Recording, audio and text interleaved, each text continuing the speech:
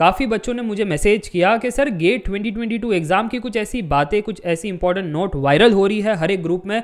कहा जा रहा है कि गेट 2022 एग्ज़ाम कैंसिल हो जाएगा, पोस्टपोन हो जाएगा, अभी कंडक्ट नहीं होगा। तो इस पर हम क्या करें? अब एग्ज़ाम के लिए प्रिपेयर करें या फिर सेमिस्टर पर ध्यान दें, बाकी प्रोजेक्ट्स पर ध्यान दें?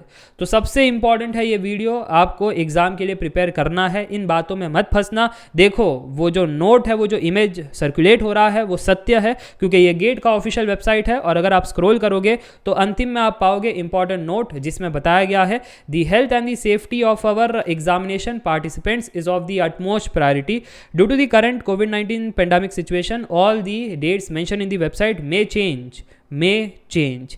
In rare cases, the GATE 2022 exam may be postponed or cancelled due to the situations beyond control. ठीक है, ये वर्ड्स काफ़ी इंपॉर्टेंट है। All the candidates are advise to get vaccinated for कोविड-19। डर कोविड-19 का नहीं है, डर ओमिक्रॉन का है। यस, आप सही सुन रहे हो, इसलिए यहाँ पर ये सारी बातें लिखी गई है।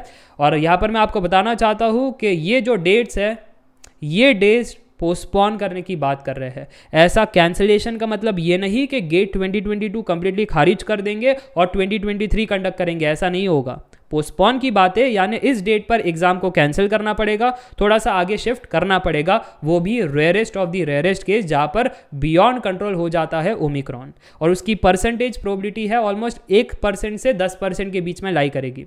90% से 99% चांस है कि इसी टाइमिंग पर, इसी डेट्स पर आपका एग्जाम कंडक्ट किया जाने वाला है। और मैं इसलिए बता पा रहा हूँ क्योंकि एनडीटीवी की ओर से एक ऑफिशियल 2 दिन पहले ये न्यूज़ निकली थी, जहाँ पर वो बता रहे थे 415 केसेस इंडिया में पाए गए हैं ओमिक्रॉन के, जिसके अंदर 115 केस रिकवर हो चुके हैं और हाईएस्ट पाया गया है इन महाराष्ट्र एंड दिल्ली।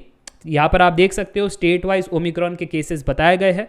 तो डरने की कोई बात नहीं है, सेफ्टी आपको रखना है, क्योंकि प्रीवियस ईयर भी कोरोना तो चल रहा था, बच्चे गए थे एग्जाम लिखने, सेफ्टी और प्रिकॉशन रखी थी। तो इस बार भी ऐसे ही होगा।